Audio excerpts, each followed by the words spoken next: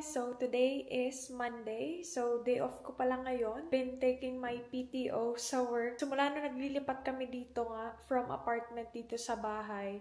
Hindi ko naman siya pinagsusunod-sunod but ito na yung pinaka-last day ko ng PTO. Hindi ko alam kung masusundan pa ba tong vlog na to. But as promised ko sa inyo is magagawa ako ng house tour nga pag meron ng mga gamit dito sa loob ng bahay. At dahil nga, I would say parang mga 80% na ata kami dito. Hindi pa siya totally fully furnished. Dahil yung office room ni Austin is madami pa din siyang mga gamit doon. Super busy din kasi niya sa work. At nung ngang dumaan na Sabado at Linggo is nag-work din siya. Kakabalik lang din ni Austin ng susi. Tapos yung mga last na babayadan pa nga namin sa apartment. Today din. Kaninang umaga bago siya mag-straight sa work is nagpunta muna siya sa apartment para masettle na lahat. At ayun. So fully moved na tayo dito at yeah, papakita ko sa inyo ang update dito sa aming bahay dahil meron na siyang gamit. So, ayan ang aming front door. Ayan, mga order sa Amazon at saka sa TikTok shop. Ito is, ano siya, shoe cabinet, tapos ito is mga frame naman. So, labas tayo. Ito palang labas ng ating bahay. Mga tao is nasa sa work, but ito ang labas ng bahay namin. Hindi ko sa inyo mapapakita yung buong labas, but yan, ganyan siya ang aming front. Tapos ito pala yung binili namin sa at home na decorate lang namin ni Austin tong ribbon at saka itong mga flowers dyan. Yeah, kailangan natin ayusin dito. At yeah, ganyan siya. Tapos ito, nabili din namin siya sa at home. Hindi ko na matandaan kung magkano ba siya, but nakyutan ako. Front door. Pagpasok nga is, ito naman, ang pinaka-hallway natin. Yan. Ilalagay ko muna ang aking slippers dito sa ating shoe cabinet. So, itong shoe cabinet namin is binili ko lang to sa Amazon. Oh, I mean sa TikTok shop. Super mura lang niya, guys. Tapos, ang ganda din naman. Umaakma siya sa aking mga pagde-decor dito. Pati sapatos ni Austin kasha. So, ayan. Super. Gusto ko kasi arrange siya tingnan. Ayoko nang nakikita kung may kaguluhan na nangyayari dyan. Kasi itong ating mga pictures. Pictures namin ni Austin. So, ayan. Balik tayo dito sa pinaka-hallway. Huwag niyo muna pansinin yun dahil i-unbox din natin yan. So, ayan nga. Pagpasok natin dito sa bahay, dito sa right side is, ayan, ito na ang ating isang bedroom. So, ito yung magiging guest room natin pag merong pamilyang bibisit. So, ayan siya. Maliit lang. Itong kwarto na to, sakto lang siya. And then, dito naman is, ito yung toilet natin. Pang, ano to? Ito yung second toilet. Hindi ito yung pinaka-main. So, may shower dyan. Itong shower curtain na to is, ano lang namin siya, nireuse lang namin siya from the apartment. Yan. Ito tayo nakapantulog pa si Inday. But yeah. Ito ang ating bathroom.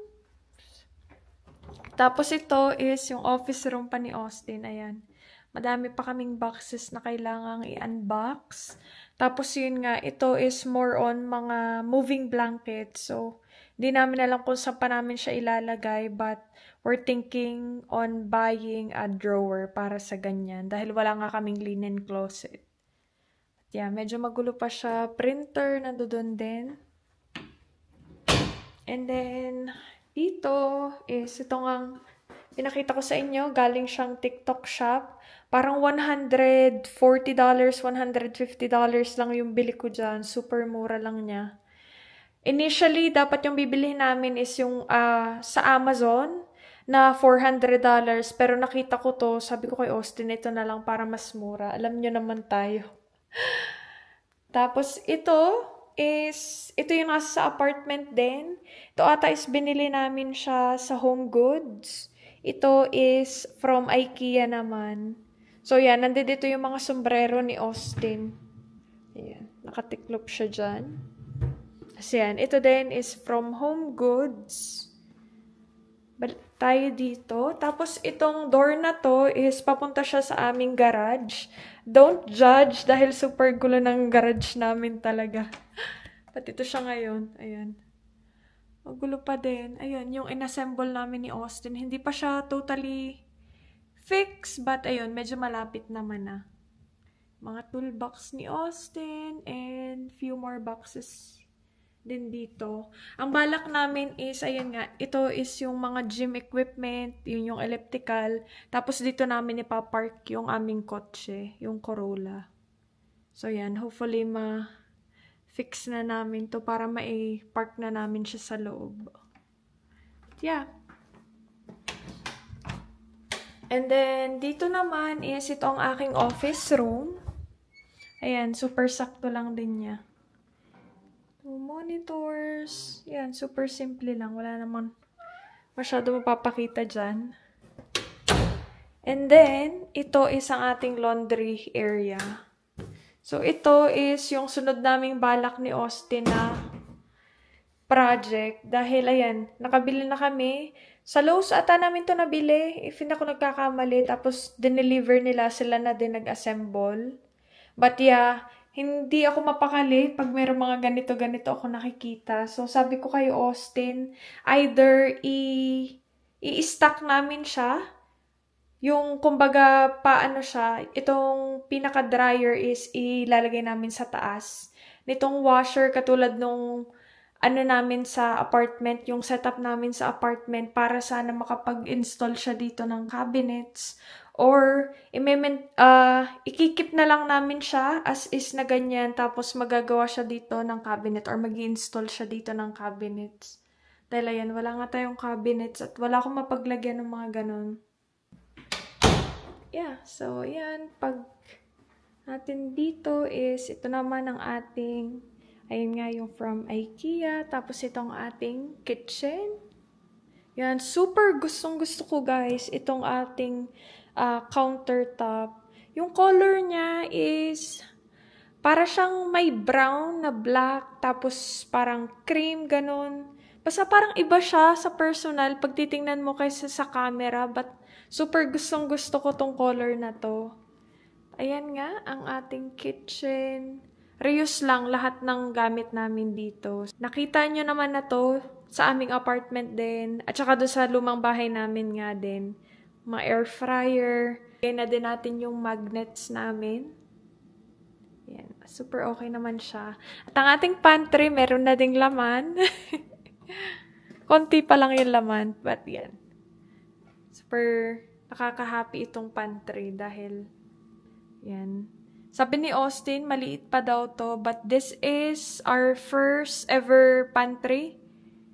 Na yung meron talaga siyang pantry. Dahil yung lumang bahay namin at saka yung apartment nga is parang cabinet lang siya. Hindi siya talaga totally pantry. But yeah, this time, ayan.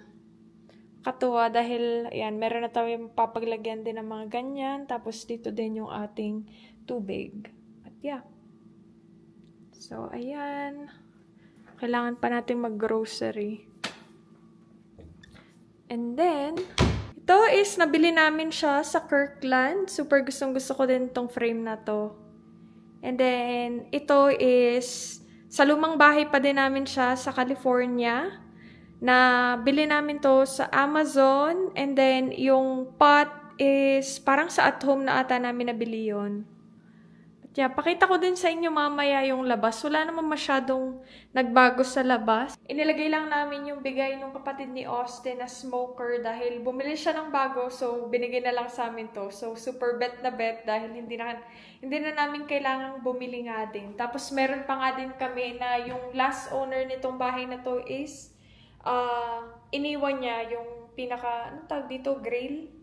So yun, hindi na namin kailangang bumili. Pero si Austin dahil yung kapatid niya bumili ng, ang tawag dito, smoker ata yun or grill. Ewan ko, basta iba siya, medyo malaki, tapos nakabili siya parang around $600 ata. Nakita ni Austin, alam niya naman ng mga lalaki, minsan Yun yung mga hilig nila. So, nakita niya yon at gusto niya ding bumili. Sabi ko, ang dami na natin dito. Dalawa na yun nandito natin. Huwag na tayong bumili. Hindi naman kailangan. So, feeling ko, na-convince ko naman siya na huwag na kaming bumili. But, ito ang ating... So, ayan ang ating living room.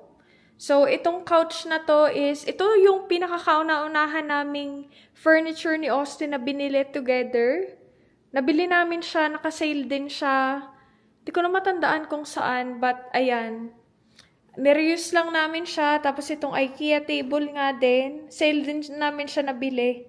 Lagi kami pag bumibili ni Austin ng malalaking furnitures, or most of the time, kailangan naka-sale siya bago namin bilhin. But yeah, itong ating arrangement. Itong rug na to is, nakita ko siya sa Ross. Nakita ko siya nung naka-fold. Parang nagandahan ako sa color dahil parang kamatch siya itong ating blanket. At nung nilapag na namin siya, parang meron pala siyang, ewan ko, parang iba siyang tingnan nung nilapag na namin. Dinidecide ko pa kung ikikip ba namin siya. But for now, dahil mura namin siyang nabili, dyan muna siya. But yeah, ito is yung fireplace or yung TV stand pa ni Austin nung nasa Wyoming siya. So, madami ng pinagdaanan din tong TV stand na to. At meron siyang fireplace doon. Parang ano din siya, heater. Nagsaserve din siya as heater. Gusto niya tong i-keep dahil nga medyo may kamahalan din ata yung bilhin niya dyan before. Nilagay din pala namin dito yung mirror. Ayan, para makapag-ano tayo. At dito, ang balak namin sana is maglagay ng drawer. But ngayon na nakakita ko ng mga inspo, parang lalagyan ko na lang siya mga picture frame dyan. Para hindi empty tingnan. But yeah, tapos umorder din ako ng puno doon. Sa TikTok shop ko lang din binili, but hopefully maganda naman siya. Bumili ako ng olive tree para doon. Di pa lang siya dumadating. And then, ang ating last one is itong ating master's bedroom. Wala naman siya yan. Meron kaming bed dyan na, ayun, from California pa din na bahay. And then, ito is IKEA. And then, ito yung old plant namin doon din sa bahay before. So, yun. Gusto ni Austin i-keep yan. So, dyan na lang namin siya nilagay for now. And dito is itong ating master's bath. So, yun ang ating shower. Tapos itong ating, dito ang ating sink. Tapos meron din kami ditong bathtub. And itong ating closet. So, yan. Punong-puno na din. Nakapag-donate na kami, guys, ng mga damit. But, ang dami pa din. Parang hirap na hirap akong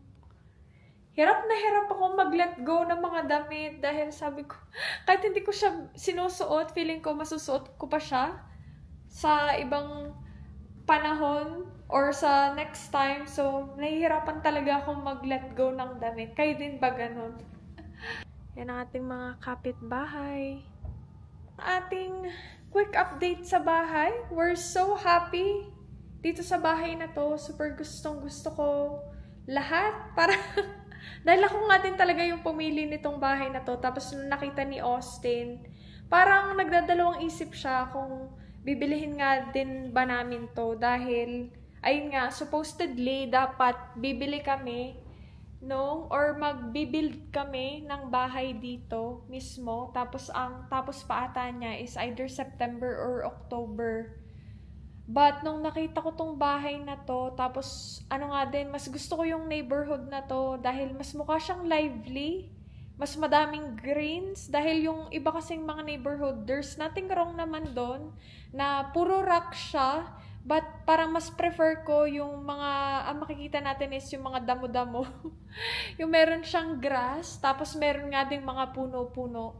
Dahil yung supposedly, nabibili na naming bahay dito ni Austin sa Texas is, doon siya sa neighborhood na wala masyadong puno. Instead nga, nag-grass siya, rocks lang siya, na meron ka namang option na kung gusto mong mag-grass ka, edi naka-grass ka. Tapos, mostly nang nasa neighborhood nga is rocks. But yun, sabi ko kay Austin, parang mas maganda ata tong neighborhood na to. Medyo mas pricey siya ng siguro about $50,000 yung taas ng presyo dito sa neighborhood na to. But ayun, parang kita ko lagi sa labas, ang dami laging mga bata na naglalaro. So sabi ni Austin, parang super safe nga din itong neighborhood na to.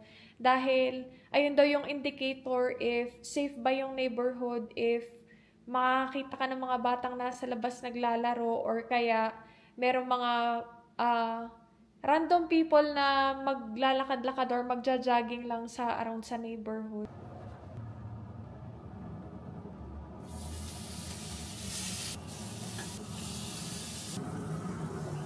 Feeling some pork chops. Meron pa tayo dito. It's almost 6 p.m. na, but yan, maliwanag pa din siya. Tumataas na yung kung anumang halaman yun yung nandoon. Let's see. Whatever this is. Yan, meron dyan. Kung ano man to. We have that.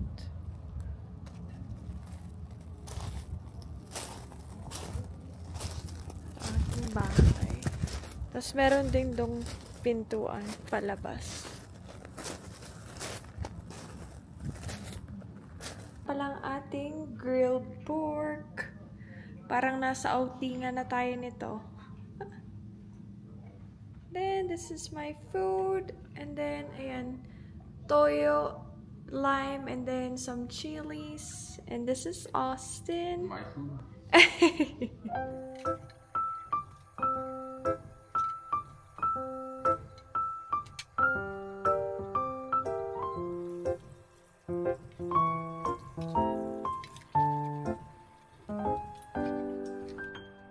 We're gonna take out the trash dahil bukas yung pagkuha ng aming basura dito. Dalawa pala yung schedule nila dito, Tuesday and Friday. So, super bet namin yun.